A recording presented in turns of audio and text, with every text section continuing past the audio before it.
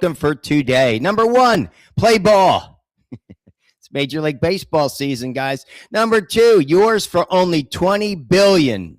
What do you buy for $20 billion? Number three, and the winner is America. Talking about in vitro fertilization. A little bit about that. Number four, Project Hail Mary. I told you I'd go see that movie, and I did. I watched it yesterday, so I'll give you my quick review. And first, let's jump into the ABCs, guys. How you do with the workout? All body workout, blissful sleep, colorful diet. I got 2.5 checks today. Again, that word, that famous word pain, keeps appearing. I have stenosis really bad in my back, and some days I wake up and I just can't do it, but I still get to the gym, and it's about quality over quantity, right? All right, speaking of which, I'm going to talk about quality today briefly, but I want to say this. If you guys are not getting on the scale, step 3 of my book, How to Drink from the Fountain of Youth, is love the scale. You need to get on the scale every single day, monitoring my weight, kind of keeping this engine running at full speed regardless of the pain. All right, guys. How about this? I want to give you a quote. It's from Vince Lombardi. Vince Lombardi was a legend, legendary football coach. He won the first Super Bowl and the second Super Bowl. He won 3 NFL championships prior to that. They renamed the trophy after him, right? The Lombardi Trophy. But what was he about? He was about discipline, dedicate to discipline, dedication to excellence. So let me read you this quote because I think it should be everywhere in your life. He says, "The quality of a person's life is in direct proportion to their commitment to excellence, regardless of their chosen field of endeavor." Regardless of what you're doing, it's got to be excellence. It's got to be quality, commitment to quality. It's like your workouts. You got to be committed to it. Quality equals excellence. How about your sleep? Hey, when you get great sleep, what is it? You feel better internally, externally, and you're firing on all cylinders. When you have a colorful diet, today, eggs and kale, banana, you feel better internally and externally, and you're firing on all cylinders. When you have a quality workout, right, you feel better. Same. Internally, externally, you're firing all cylinders. What about time spent with loved ones? Quality. Time spent at work. Quality. You could be messing around. You want to do your work. Time spent on vacation. It's all about quality. What do you want to sit around in a hotel room doing nothing, right? How about time spent helping other people?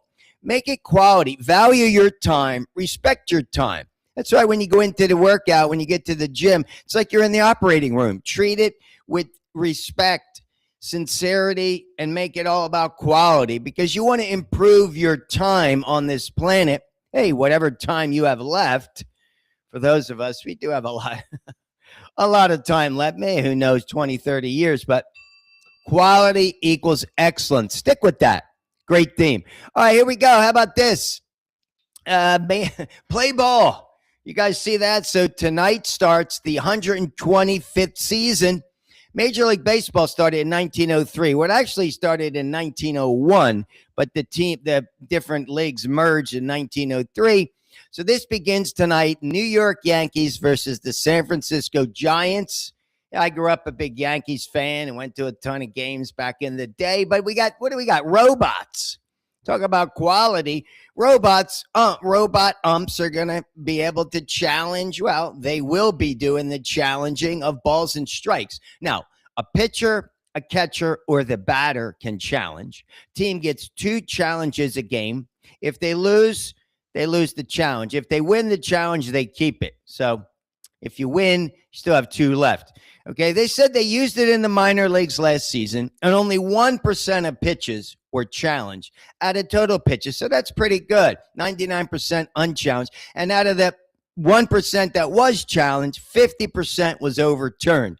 So that's pretty good. A 0.5% of pitches are called incorrectly. I'd say kudos to that. And by the way, if you're into the gambling, you know, the prediction markets, the Colorado Rockies, they didn't finish in last place last year. That was the Chicago White Sox. Ooh. But the Rockies have a 55% chance of finishing with the worst record in last place. You know, go figure. Colorado. All right, here we go. Yours for only 20 billion. Did you guys see this in the news today?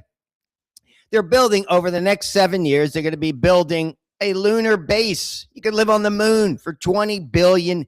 I saw this. NASA's new moon base. It says they scrapped this space station that was going to be in lunar orbit. And instead, they're going to use the components to build this $20 billion home or facility on the moon. Yeah, this lunar gateway station. That's what they were calling it. But it was largely built, they said, to, for research and a transfer station. Research and transfer. All right. So what are your thoughts on spending all this money in space? Going to the moon, going to Mars? I listened to an interview with a scientist. This is going back about 6 months. I was in the car. I was listening to the radio, as I do, some talk station. And this guy was interviewed, and he said, the reason why it's great to spend all this money on space and the moon and everything is because of future generations, for the kids that are going to get excited about going into science for the future. Well, what I'm going to say is this: future is going to be computers. Computers is going to be doing all the science. I mean, okay, great. You're going to need human beings, but I'm personally not a big fan of building on the moon, having a thing in Mars. I mean, I'm not really a fan of that. If it was me, I would take all that money and put it back into the people of the United States. Childcare, more teachers, homeless. I don't know, $20 billion. I get it. Is that a lot of money anymore? How much money do we spend on bombs? But I've never been a huge fan of that, because what am I going to see in my lifetime? 20 years left. Okay, great. People are living on the moon. Well, good for you.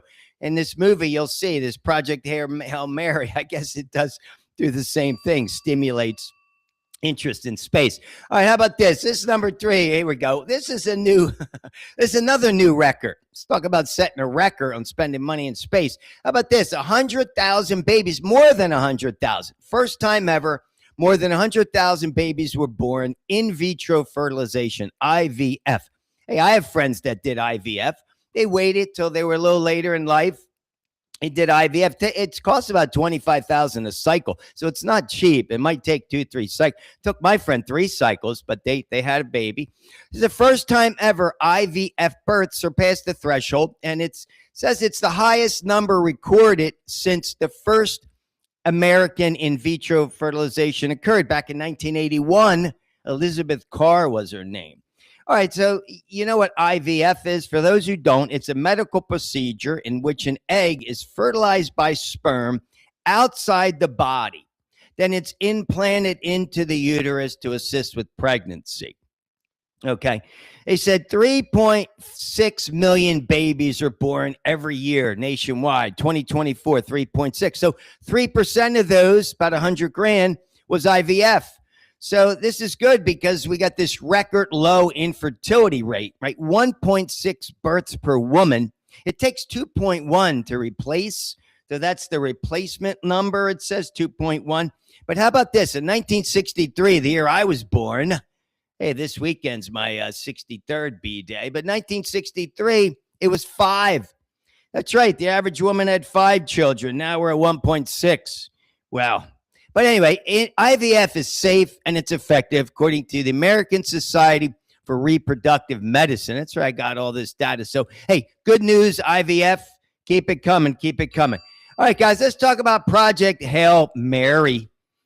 Well, let me tell you, Ryan Gosling. If you like Ryan Gosling, you got to go see this movie. So, guys, here's the deal. This is a PG-13 movie, but it's a PG movie. I mean, take your kids. That's what I say. It's very heartfelt. You know, is it sad? I don't know if it's really, I wouldn't say sad, but it's definitely heartfelt. It's a tearjerker. It's a tearjerker. And again, it's good for kids. It goes quick. Gosling does a great job. It has a surprise ending. I was surprised about the ending, but hey, if you like Ryan Gosling, you got to see this movie. If you like space, you got to see this movie. For kids, it's got a lot of good lessons in there. I really do. I think you got a lot of good lessons in there about love thy fellow man, respect your friends. It's about what it is to to love and bring that into your life. Even if you're someone like Ryan Gosling in the movie Dr. Grace, he's kind of living on earth and he doesn't really have anybody. I mean, this kind of struck home with me, but he's a man that he's a middle school teacher. Wow, talk about his class doesn't exist. Those kids were like, go to this middle schools I taught in inner city, forget about it. But anyway, you'll like this movie. Does this movie win any awards? I'm not going to give it a grade. Yeah, I'm not doing that anymore because you guys know. A buddy of mine called me. He said, you gave a film review of this Crime 101. I didn't like it. Hey, guys, I'm an easy grader. I love films. I have huge respect for these people that are doing the work and what it takes to put a film together. I mean, this is like whatever, $100 billion to make a film these days. So this is all about the space. So check it out. If you're into space, go see that movie, Project Hail Mary. All right, guys, that's it for today. But we got to leave you with the 3 Tola takeaways. Of course, respect the ABCs, quality over quantity. Get the workout in, eat right, sleep, got to do it. Number 2, go spend some time. Share your goodwill, your chi with someone else in person or over the phone. Make the call. And number 3, always be willing to accept another person's opinion. That's what it's about. Love thy neighbor. All right, guys, as always, have a great day.